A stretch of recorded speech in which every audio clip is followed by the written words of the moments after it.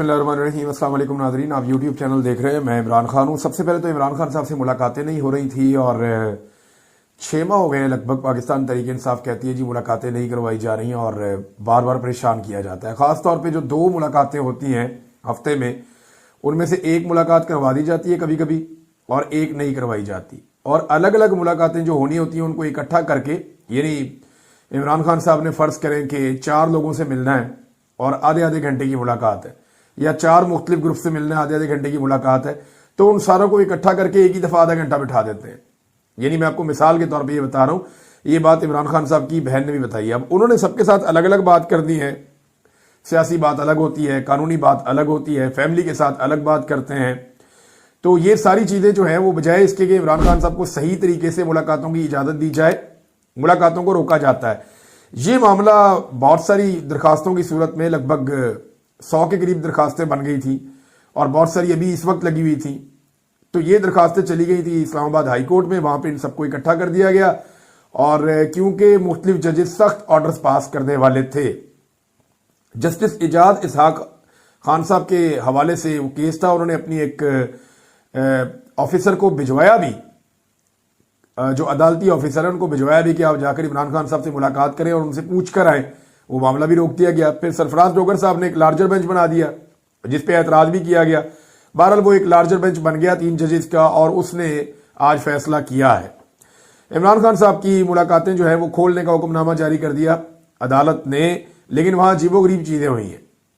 वहां पे एक शर्त रखी गई है। एक तो मुलाकातें अब इमरान खान साहब की हो सकेंगी, हफ्ते में 2 दिन हो सकेंगी, लेकिन एक बात हमें याद रखनी पड़ेगी कि मुलाकातों को इमरान खान साहब ये बार बार कहते हैं कि एस्टेब्लिशमेंट के लोग या एक कर्नल के बारे में वो कहते हैं कि वो जेल में बैठा हुआ है और वो मुलाकातों को ऊपर से अहकामात लेकर या तो रोक देता है या करवा देता है, और जो कुछ भी जेल के अंदर होता है उसके लिए जिम्मेदार इमरान खान साहब एक कर्नल को कहते हैं।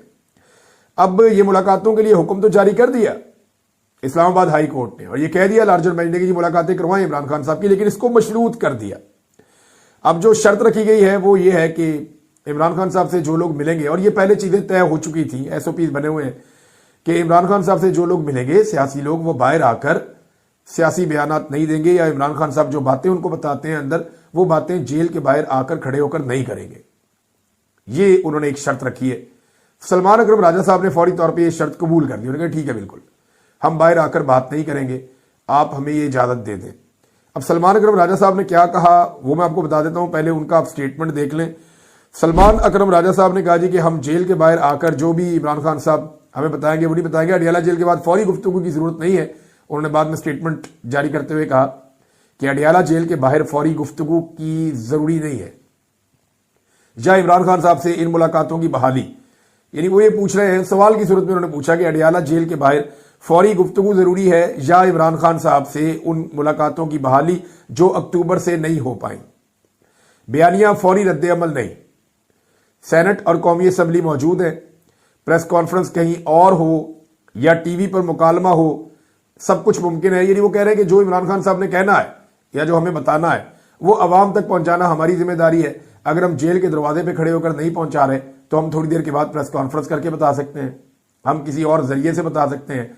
हाँ, सोशल मीडिया के ऊपर बाकायदा बयान जारी कर सकते हैं, जैसा कि पाकिस्तान तहरीक इंसाफ का सोशल मीडिया जारी करता है। इमरान खान साहब का अपना ट्विटर हैंडल जो है उसके ऊपर सारी तफसीलात जारी होती हैं। ये भी एक बड़ा आसान तरीका है। उसके ऊपर कदगन नहीं लगाया जा सकता, उसको नहीं रोका जा सकता, ये भी एक तरीका है।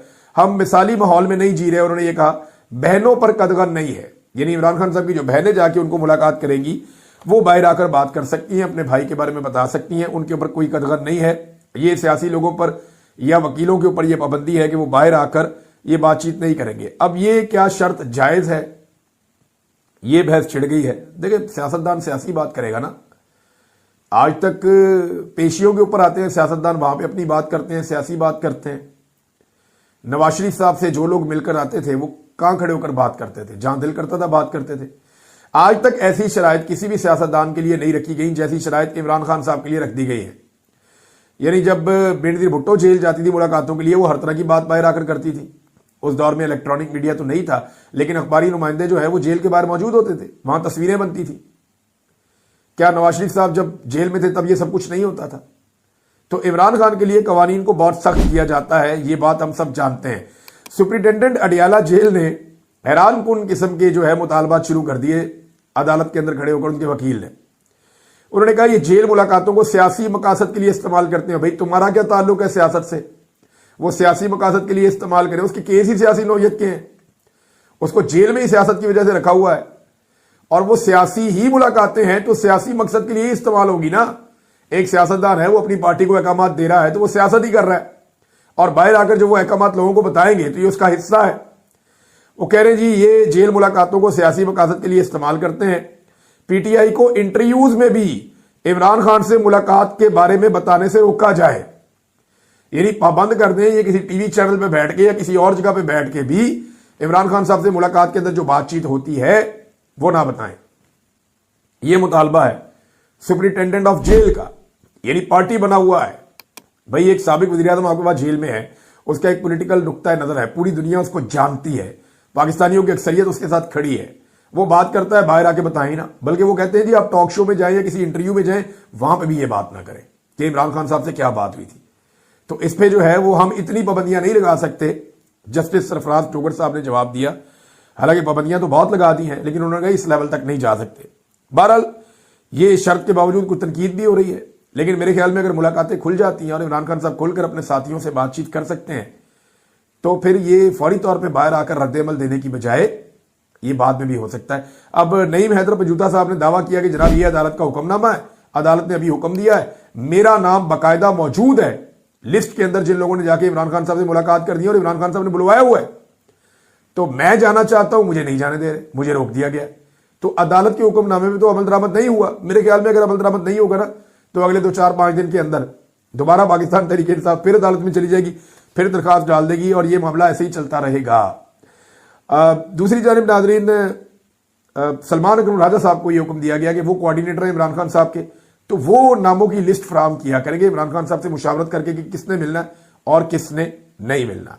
अब एक लीडर है, उसने जवाब दिया जेल से बैठकर, और ये इमरान खान ही जवाब दे सकते थे और तो किसी में जरूरत है नहीं। इमरान खान ने कहा कि आसिम मुनीर की जानिब से पाकिस्तान में हार्ड स्टेट का जो तसव्वुर फरोग देने की कोशिश की जा रही है वो बिल्कुल गलत है। हार्ड स्टेट का असल मतलब यह है कि ऐसी रियासत जहां आइन की बालादस्ती हो, कानून की अमलदारी हो, अदल और इंसाफ का निजाम हो और जमहूरी आजादी हो, जहां जाती मफाद नहीं बल्कि मुल्क और कौम का मफाद मुकद्दम हो, वो होती है हार्ड स्टेट। यानी कानून के साथ हार्ड स्टेट बनती है ना।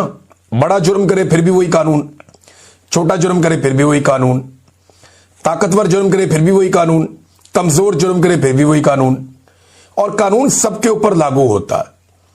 हार्ड स्टेट में जो है वो इंसाफ होता है, इंसाफ की फराहमी होती है। वो फेस नहीं देखते, वो केस देखते हैं।